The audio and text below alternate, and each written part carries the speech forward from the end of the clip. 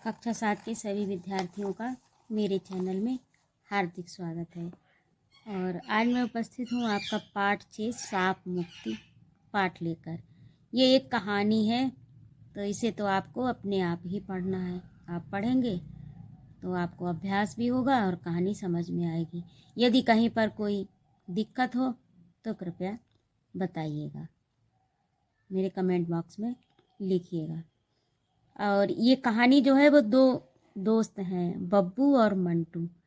तो ये बचपन से मित्र थे और ये इसका मैं सार बता दे रही हूँ आपको। तो ये दोनों मित्र जो थे वो बचपन में स्वभाववश बाल कीड़ावश इन्होंने क्या किया कि एक बार किसी ने मना किया कि ये आक के जो पौधे हैं, इनका जो दूध निकलता है वो इसे छूना मत, तो नहीं तो आँखें जो हैं फूट जाती हैं इसके दूध को लगने से।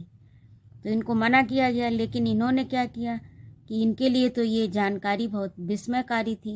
उन्होंने कहा लाओ इसका प्रयोग करके देखें। और मंटू नामक जो लड़का था उसने 3 पिल्लों की आँखों में ये दूध डाल दिया। तो उसे क्या हुआ, उन पिल्लों की आँखें फूट गईं और वो बाद में बेचारे तड़प तड़प कर मर गए। तो ये जो बब्बू की दादी थी, उनको जब पहले तो बब्बू ने बहुत दिनों तक किसी को नहीं बताया, लेकिन बाद में फिर जब ये जानकारी सबको हुई तो इनकी दादी जो थी वो बहुत नाराज़ हुई और दादी ने मंटू को श्राप दिया। जब भी उसे देखती, जब भी उनके सामने वो पड़ता मंटू, तो उसको श्राप देने लगती और भला बुरा कहती थी। और इसका इतना प्रभाव उसके बाल मन पर गहरा पड़ा कि उसने सोचा कि ये जो कार्य है वो मैंने गलत किया, मैंने पाप का कार्य किया और इसका प्रायश्चित भी अब मुझे करना पड़ेगा। तो उसने अपनी मेहनत से पढ़ाई की और नेत्र चिकित्सक बन गया। और उसने सोचा कि मैं नेत्रों का डॉक्टर बनकर लोगों को, जब मैं इस दुनिया से जाऊं तो लोगों को, कई लोगों को रोशनी दे जाऊं, क्योंकि मैंने 3 पिल्लों की आंखें फोड़ी हैं और इसका प्रायश्चित मैं आँखों का डॉक्टर बनकर कई लोगों को आँखों की रोशनी देकर करूँगा। ये जब उसने दृढ़ निश्चय किया कि मैं जब इस दुनिया से जाऊँ तो कई लोगों को रोशनी देकर जाऊँ, और उस पर, इस लक्ष्य पर उसने कार्य भी किया, बड़ी मेहनत से पढ़ाई की और आगे चलकर वो आँखों का डॉक्टर बना। फिर क्या होता है कि जो बब्बू था, जो दादी श्राप दिया करती थी, वही उनके पास इलाज कराने पहुँची। और जब वहाँ इलाज कराने पहुँची और परिचय हुआ तो दादी ने डॉक्टर से इलाज कराने के लिए मना कर दिया। जब ये बात बब्बू ने मंटू अर्थात जो डॉक्टर प्रभात आँखों के डॉक्टर थे उनको बताई, अपने दोस्त को, तो वो दादी के पास गए और उन्होंने सारी घटना बताई कि दादी मुझे वो सब याद है और उसी आपके श्राप के कारण ही, वो तो श्राप मुझे भोगना ही पड़ेगा। तो मैं सोचता हूँ कि मैं जब इस दुनिया से जाऊँ तो कई लोगों को आँखों की रोशनी देकर जाऊं, क्योंकि मेरी तो आँखें फूटेंगी ही, आपने श्राप दिया है। ये जैसे ही दादी ने सुना तो दादी भाव विभोर हो गई और उन्होंने गले से लगा लिया, बहुत प्यार किया और फिर अपनी आँखों का इलाज उसी डॉक्टर से कराया। तो ये एक मनोवैज्ञानिक कहानी है कि बच्चों के बचपन में किस प्रकार से घटित घटनाओं का प्रभाव पड़ता है। तो ये कहानी मैंने आपको सारांश में बता दी, इसे आप पूरी पढ़िएगा तो आपको आसानी से और भी समझ में आ जाएगी और दूसरे आपको भाषा का ज्ञान होगा, शब्दकोश पढ़ेगा। तो इस प्रकार से ये पाठ और अभ्यास कार्य मैं आपका करवा दूंगी। ये कहानी रमेश उपाध्याय की लिखी हुई है, इसे भी आप याद करिए। ये इनका यहाँ पर देखिए संक्षिप्त जीवन परिचय भी लिखा है, तो इसे आपको देखना है और याद भी करना है। अगला आपका शब्दार्थ है। तो शब्दार्थ में नेत्र चिकित्सक अर्थात आँख का डॉक्टर, लुप्त गायब स्मृति याद सहसा एकाएक अचानक। और आँख होता है मदार, आपने देखा होगा, आँख एक फूल का पौधा है। अक्सर प्रायः विस्मयकारी आश्चर्य उत्पन्न करने वाला। और कुकृत्य यानी कु माने बुरा, कृत्य माने कर्म, बुरा कर्म या बुरा कार्य। जिज्ञासा जानने की इच्छा, मासूम भोला अबोध।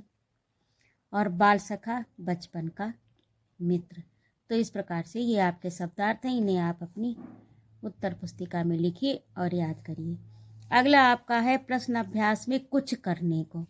तो ये कुछ करने को और विचार और कल्पना, तो इसे आप अगर स्वयं करने का प्रयास करेंगे तो आपके ज्ञानार्जन में वृद्धि होगी।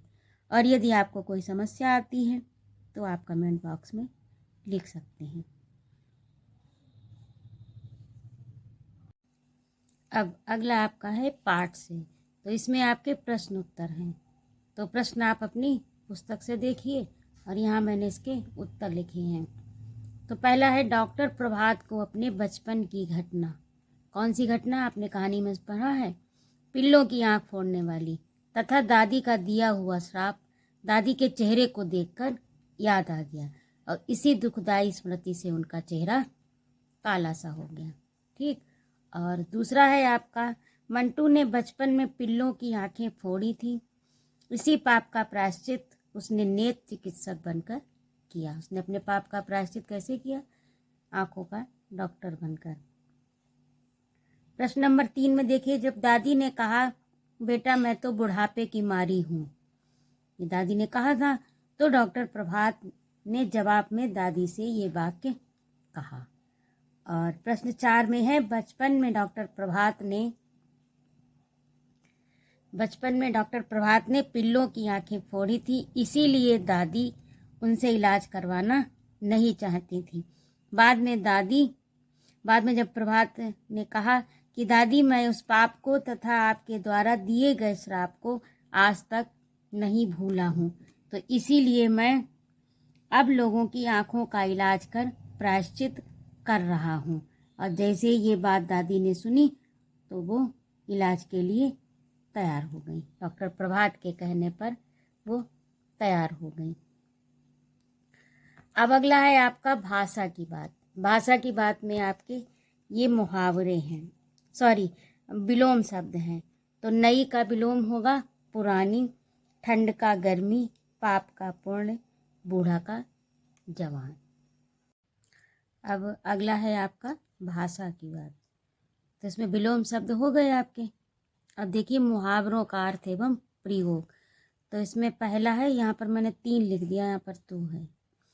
टच से मस न होना, अर्थात कोई प्रतिक्रिया न देना। ये मुहावरा है, टच से मस न होना, और इसका अर्थ है कोई प्रतिक्रिया न देना। तो इसका प्रयोग होगा परिवार के सभी लोगों ने समझाया पर दादी टस से मस न हुई। और दूसरा मुहावरा है आपका हृदय से लगाना। आप अपनी पुस्तक में देखिएगा, हृदय से लगाना। तो हृदय से लगाने का अर्थ होता है स्नेह करना, और इसमें इसका प्रयोग है दादी ने भाव विभोर होकर डॉक्टर प्रभात को हृदय से लगा लिया। ठीक है। अगला मुहावरा है मुस्कान लुप्त न होना, अर्थात दुखी हो जाना।